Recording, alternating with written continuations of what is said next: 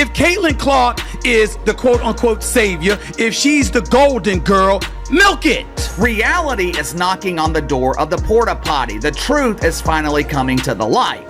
The same light going to be dimming here in about 12 hours when Caitlin Clark is eliminated from the playoff. The WNBA just took a massive hit. Caitlin Clark's out of the playoffs, and guess what ratings dropped from 8 million to just 161,000 viewers. That's a 91% crash. Is this the wake-up call the league needed?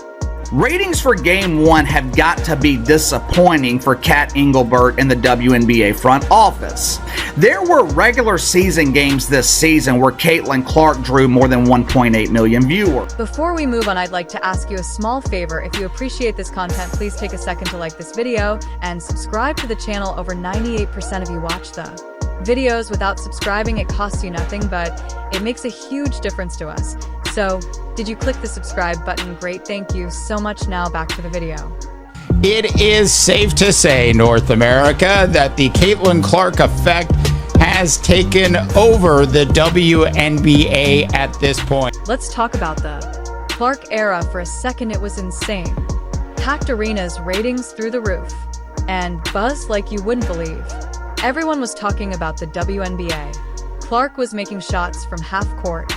Fans were going crazy, and it felt like women's basketball was finally getting the attention it deserved, but now it's like someone hit the pause button. Empty seats, ratings in free fall, and the league struggling to keep fans interested. It's a total 180 right, but here's the thing, this crash might be exactly what the WNBA needs. Stick around, because I'm about to break down why this could be the best thing to happen to the league. You won't want to miss it now. Hold up, before we talk about why this crash might save the WNBA, we need to understand what they're losing. Picture this: a league transformed overnight. Arenas packed to the brim and TV ratings that made other sports jealous. However, I hope Kat Engelbert is ready for disappointment, because there's a hell of a lot more of it on the way. There were 3 other games in the WNBA on Sunday night. All because of one player. Sounds crazy, right? But that's exactly what Caitlin Clark did. Let's break it down. Clark didn't just join the WNBA. She exploded onto the scene like a supernova in her playoff debut. She became the first rookie ever to drop 25 points, grab 5 rebounds, and dish out 5 assists. That's not just good, that's rewriting the history books. But it wasn't just about the stats. Clark turned every game into an event. Fans who'd never watched women's basketball before were suddenly glued to their screens. The Indiana Fever went from bottom dwellers to playoff contenders overnight. It was like watching a real-life sports movie unfold, and the numbers, they're mind-blowing. We're talking about 177,000 fans packing arenas, a 156% increase in overall attendance. Her debut game, it became the most watched WNBA game in over 20 years. The league had never seen anything like it. But here's where things get tricky. The WNBA put all their eggs in the Caitlin Clark basket. They were riding this wave of excitement, and who could blame them? But they forgot one crucial thing: basketball, a team sport.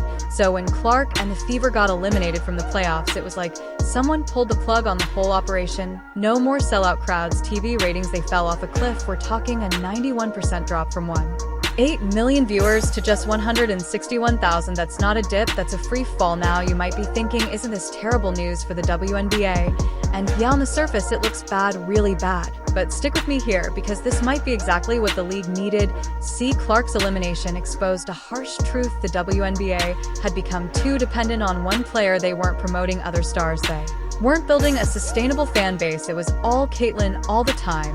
And sure, while she was playing, it worked. But what happens when your star player gets injured or retires, or in this case gets knocked out of the playoffs? You can't build a league on one player, no matter how incredible she is. This crash is like a wake-up call for the WNBA. It's forcing them to face some hard truths about their marketing strategy, their player development, and how they engage with fans.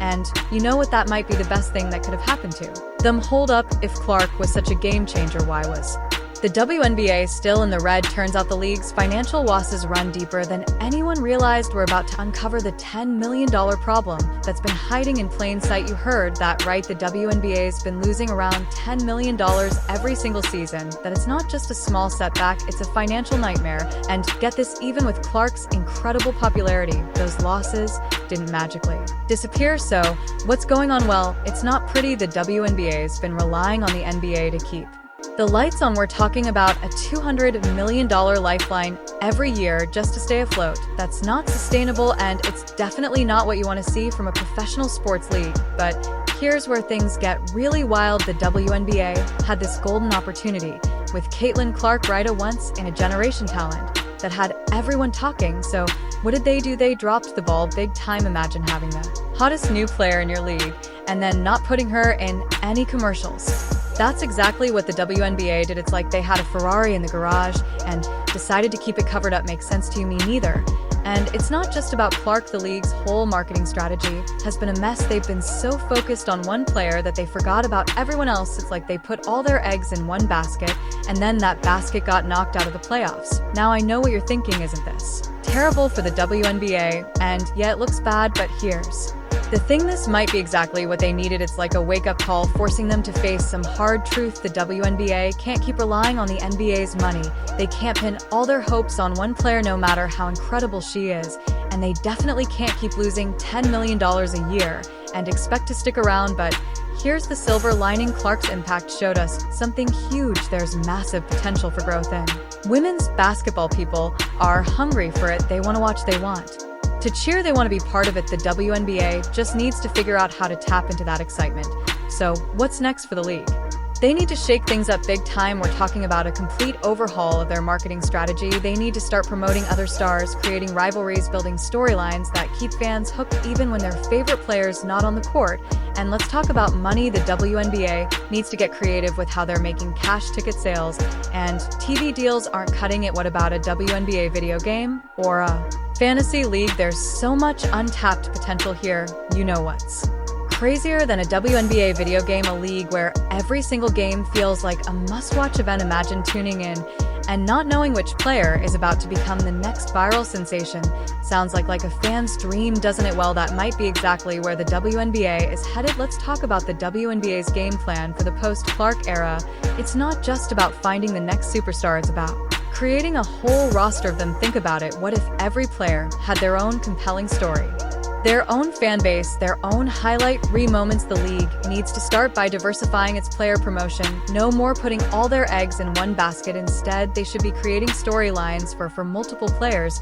Maybe it's the underdog rookie who's defying expectations, or the veteran player making a comeback after a career-threatening injury. These are the kind of narratives that keep fans invested even when their favorite player isn't on the court.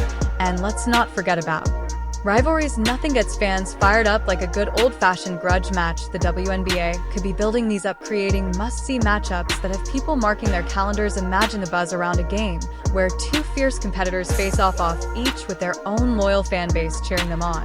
But it's not just about what happens on the court. The WNBA needs to step up its game when it comes to the overall fan experience. We're talking about making every game feel like an event. Interactive fan zones, halftime shows that people actually want to watch, maybe even some celebrity involvement. The goal is to make attending a WNBA game the hottest ticket in town. Now, let's talk money. The WNBA can't keep relying on the NBA handouts. They need to get creative with their revenue streams. A WNBA video game, that's just the start. What about a fantasy league that gets fans invested in every single player's performance, or exclusive merchandise deals that turn players into fashion icons? The key here is thinking outside the box. The WNBA has a unique product. They just need to figure out how to package and sell it in ways that resonate with today's fans. It's about creating an ecosystem where fans are engaged not just during games, but all year round. But here's the thing, all of this needs to be built on a solid foundation. The WNBA can't afford to put all their hopes on one player again. They need to focus on long-term sustainability. That means investing in player development, improving their scouting system, and creating a pipeline of talent that keeps the league exciting year after year. It's not going to be easy. The WNBA is facing some serious challenges, but if they can pull this off,